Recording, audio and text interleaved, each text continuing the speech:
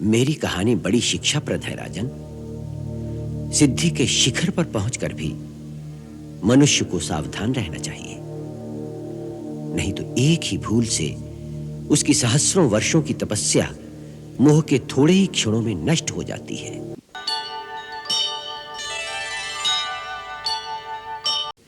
शास्त्र कहता है कि मनुष्य जब अपने सांसारिक कर्तव्य पूरे कर ले तो उसे अपने पुत्र, पत्नी, मित्र या परिवार की भावनाओं के बंधन ठीक समय स्वयं ही तोड़कर अपनी आध्यात्मिक उन्नति की ओर बढ़ना चाहिए।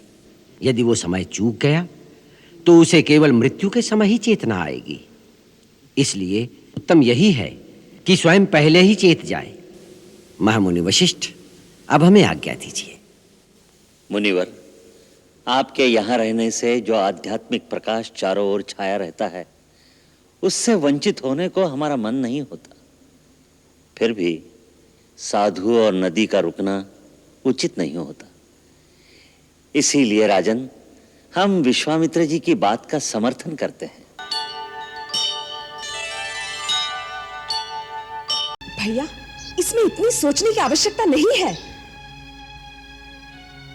सीता आप ही के योग्य है।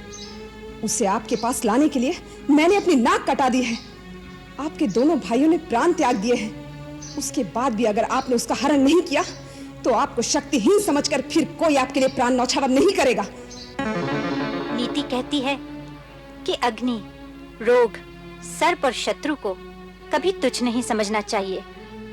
और फिर ये कोई साधारण मानव नहीं लगते जिन्होंने खर और दूषण को पराजित किया।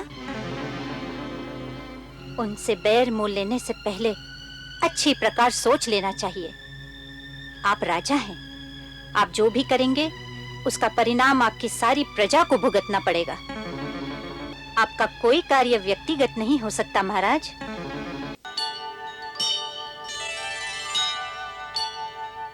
मेरी कहानी बड़ी शिक्षाप्रद है राजन। सिद्धि के शिखर पर पहुंचकर भी मनुष्य को सावधान रहना चाहिए, नहीं तो एक ही भूल से उसकी सहस्रों वर्षों की तपस्या मोह के थोड़े ही क्षणों में नष्ट हो जाती है। माया बड़ी ठगनी है राजन। वो कई रूपों में मनुष्य को फंसा लेती है। जिस समय की बात तुम कर रहे हो, उस समय माया ने हमारे अहंकार का रूप धर लिया था। यहां तक कि देवतुल्य महर्षि वशिष्ठ, देवता भी जिनकी वंदना करते हैं, उन पर भी अपनी शक्ति का दुरुपयोग करने की मूर्खता हम कर बैठे।